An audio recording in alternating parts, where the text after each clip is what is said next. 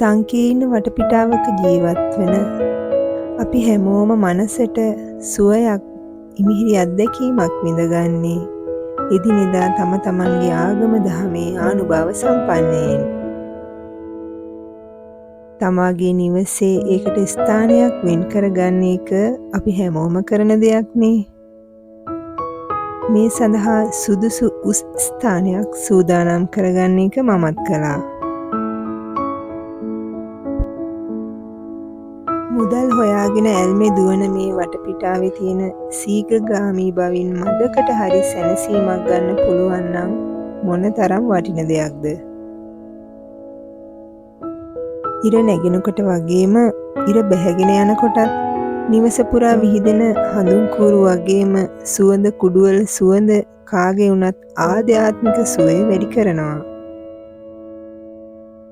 හිමිදිරි පාන්දර ඒ කියන්නේ ඉර ඇහැරෙනකොටම ඉදිරිපස දොරපියන් විවර කරාම ගේ ඇතුළට දුවගෙන එන නැවුම් වාතයට බුදු පහනේ දැල්වල තියෙන හඳුන් කූරේ සුවඳ එකතු වුණාම එතන තියෙන්නේ අදහගත නොහැකි වූ මානසික සුවපත්භාවයක්. ඉගෙන ගන්න දරුවන් ඉන්න තැනක ගණදෙවියන්ට සහ සරස්වතී මෑණියන්ට වැඳුම් පුදුම් කරන්නත් අමතක වෙන්නේ නැහැ. හවසට බුදුන් වැඳලා ධම්මචක්කපවත්තන සූත්‍රය එහෙම නැත්නම් තුන් සූත්‍රය හරි කියලා ආශිර්වාද ගෙදරටම ගෙන්න ගන්න එක බොහෝ නිවෙස්වල කරන දෙයක්. එහෙම අමාරුකම් තියෙනවා නම් ඉතින් මේ කාලේ ඕන තරම් ක්‍රම මේවට තියෙනවනේ. පිරිත් ටිකක් දාලා නිවසට ආශිර්වාදය ගන්න එක තරම් තවත් සුවපත් භාවයක් ගන්න පුළුවන් දෙයක් ඇති කියලා මට නම් හිතෙන්නේ නෑ. බෞද්ධ ආගමේ මම මේ හැමදේම කළාට ඔයාටත් පුළුවන් ඒ වන්දනාමාන සහ ඒ වතාවත් වල යෙදෙන්න.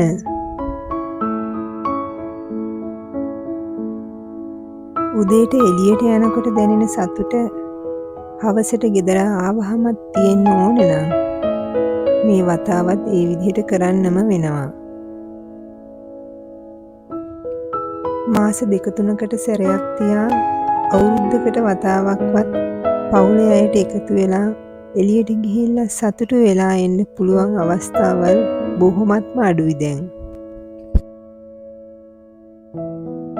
ඒ හින්දා දිනපතා ලැබෙන මේ පුංචි අවස්ථාව නැති කරගන්නේ නැත්තම් තමයි හොඳ.